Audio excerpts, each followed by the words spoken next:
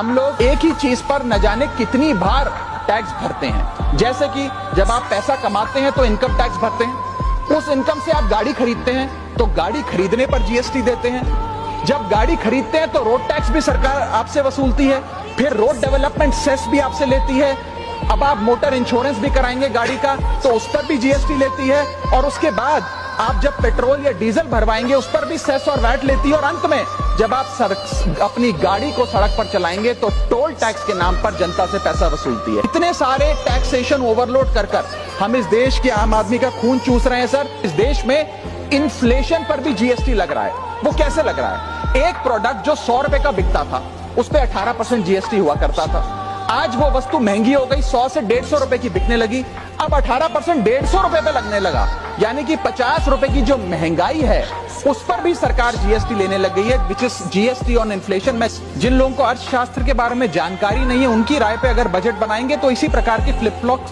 देखने को मिलेंगे। क्या हमारे देश की वित्त मंत्री इन्फ्लेशन एडजस्टेड प्रॉफिट्स में विश्वास नहीं रखती?